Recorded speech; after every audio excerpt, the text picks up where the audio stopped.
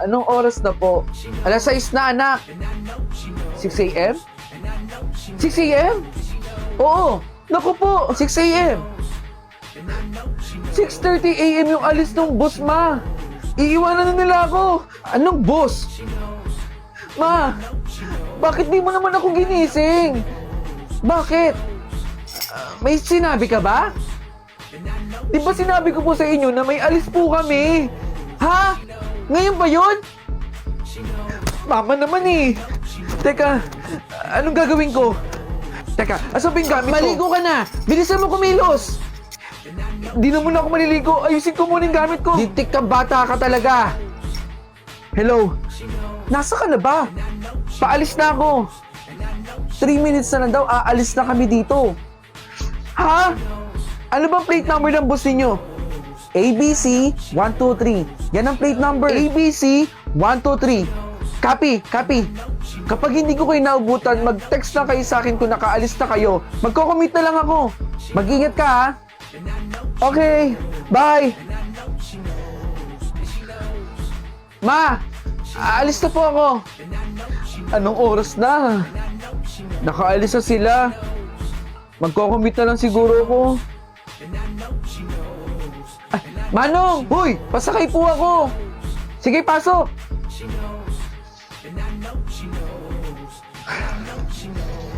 Saan ka ba? Diyan lang ako sa may kanto, Manong. Teka, magbabayad po ako. Diyan lang pala eh. Kamalas-malasa naman. Naiwan ko pa yung wallet ko. Manong, pwede po bang balik tayo doon? Oh, bakit? Naiwan ko po yung wallet ko pambayad sa inyo eh. Malas talaga. O sige, basta doble bayad ha. Sige po. Tara. Kakainis naman. Ano ba itong nangyayari sa akin? Kakainis. Naiwan ko pa yung wallet ko. Ma! Nasaan ba yung wallet ko dito? Nandito lang yun eh. Oh, di hanapin mo dyan yung wallet mo. Kagabi ka pa dyan nakatambay. Hindi mo inayos. Nak! Panoorin mo tong balitang to oh. Ma, wala na po akong panahon manood ng balita. Anong oras na po? Sobrang late na po ako. Nasaan na ba yung wallet ko dito? I-group mo daw to ng mga estudyante. Sakay ng bus na may plate number na ABC 123. Nabudol daw dun sa poste.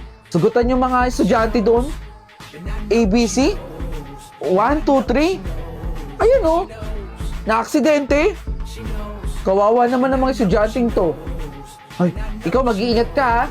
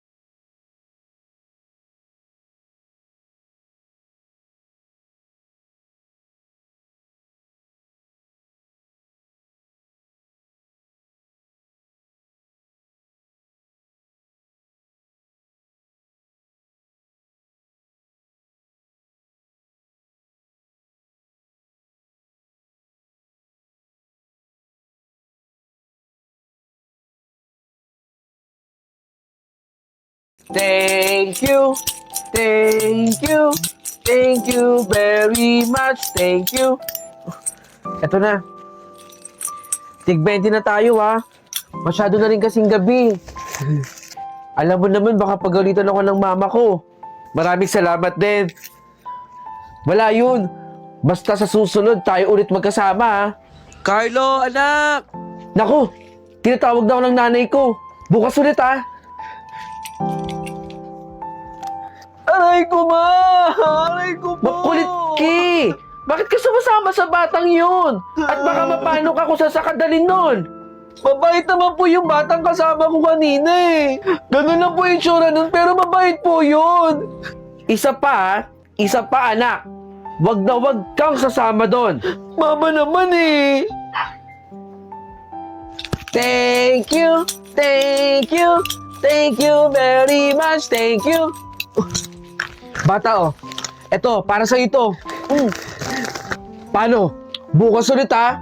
Pagagalitan na naman ako ng mama ko. Ewan ko nga dun eh. Ayaw na ayaw niya akong sumasama sa'yo.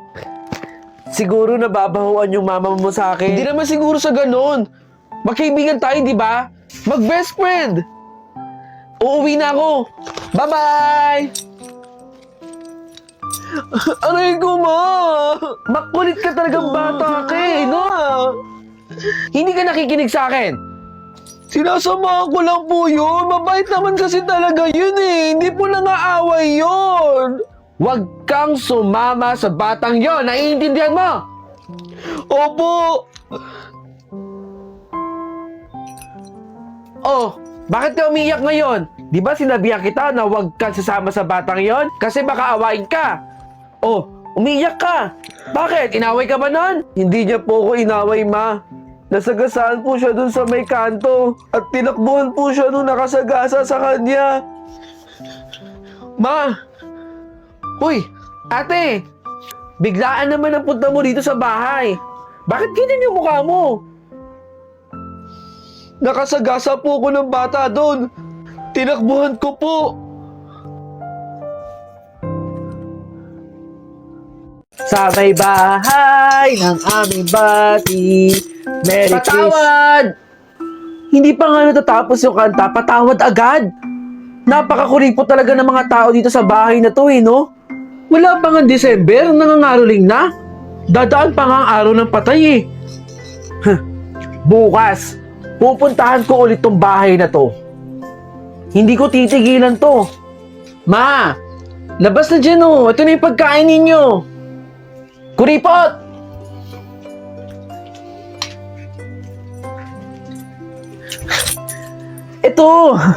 Ito yung bahay na hindi nagbigay sa akin kagabi eh. Sa may bahay ng aming bati. Merry Christmas at mawalati.